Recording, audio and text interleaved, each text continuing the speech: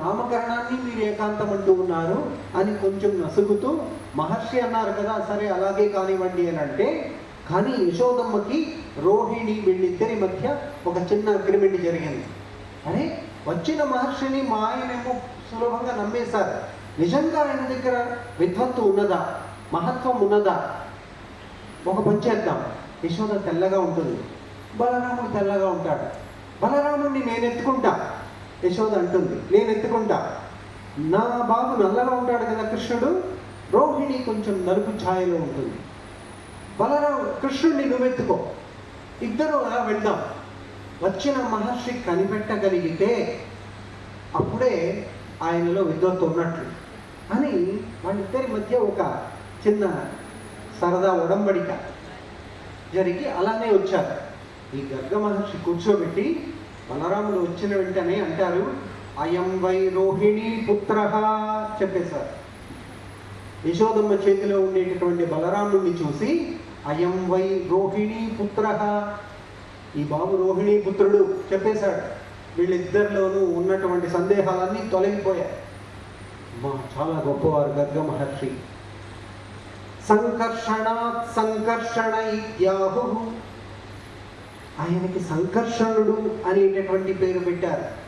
అందరినీ రంజింపచేస్తాడు కాబట్టి రాముడు అన్నటువంటి పేరు పెట్టారు.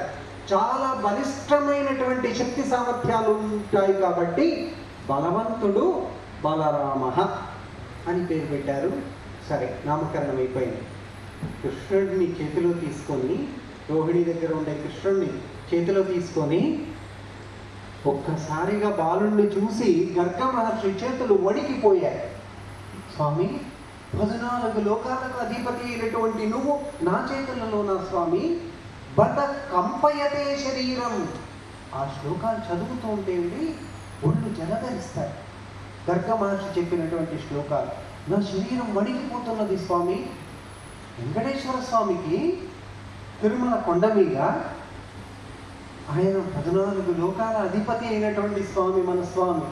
ఆయనకి మహాద్వారం నుంచి గర్భాలయం వరకు ఎవ్వరూ లేకుండా ప్రసాదాలన్నీ బారులు తీర్చి గర్భాలయపు గడప దగ్గర ఒక్కగానొక్క అర్చక స్వాములు మాత్రము ఉండి ఆయనకు నివేదన సమర్పించేటటువంటి అర్చక స్వాముల మనోభావన ఎలా ఉంటుంది, ఎంతటి ఒక ఉద్వేగానికి లోనవుతుంది. అర్చక స్వాములు ఆయన 14 లోకాల అధిపతి అన్నటువంటి విషయాన్ని మర్చిపోయి ఆయనకి ఒక బంగారు గిన్నెలో అన్నప్రసాదాన్ని తీసుకొని ఆయన అంటే ఒక తల్లి రూపంలో ఉండి ఆయనకు ఆరగింపు చేస్తారు. సమయం 7 వస్తున్నది, కానీ ఘట్టమైతే ముగియలేదు. అక్కడి నుంచి కోకిల నాకు సమాప్తి అయిపోయింది స్వామి, ప్రవచన సమయం అని చెప్పి సూచన అందజేస్తున్నది. మరి చెప్పాలన్నటువంటి ఆశ ఇంకా ఉన్నది. మరొక్కసారి మళ్ళీ అవకాశం కల్పిస్తే వెంకటేశ్వర స్వామి పాదపద్మంలో ప్రార్థిస్తూ, అలా కృష్ణ పరమాత్మలో ఒకే ఒక నామకరణంలో ఉన్న గొప్పతనం చెప్తాను. కృష్ణ అన్న పదంలో 6 మూలికలు ఎలా ఉన్నాయని 2 నిమిషాలు పూర్తి చేస్తానండి. కకారం, ఋకారం, షకారం, నకారం, అకారం, విసర్గ. ఈ 6 కలిపితే కృష్ణ అన్న పదం తయారవుతుంది. క, ఋ, ష, న, ఆ, విసర్గ. కకారో విష్ణురిత్యాహు. కకారం అనేటటువంటిది సాక్షాత్తు శ్రీమన్నారాయణ స్వరూపం. ఋకారో రామ ఇత్యపి. ఋకారంలో రామతత్వాన్ని పెట్టారు. యాజ్ఞవల్క్య మహర్షి మనకు అందించినటువంటి మెడిసిన్ ఇది. కకారంలో శ్రీమన్నారాయణ తత్వము, ఋకారములో రామతత్వము. నకారో శ్వేతద్వీప నివాసకృతి. నకారంలో శ్వేతద్వీపవాసి అయినటువంటి స్వామి వారి యొక్క తత్వము. కకార, ఋకార, షకార. షకారంలో శ్వేతద్వీపము. నకార నారసింహోయం. నారసింహ తత్వాన్ని నకారంలో పెట్టారు. అకారోహి అగ్నిభుక్. అగ్నిభుక్ సాక్షాత్తు అగ్ని స్వరూపాన్ని అకారంలో పెట్టారు. చివరిలో విసర్గ ఉన్నదే, విసర్గని నరనారాయణ స్వరూపంగా అభివర్ణించారు.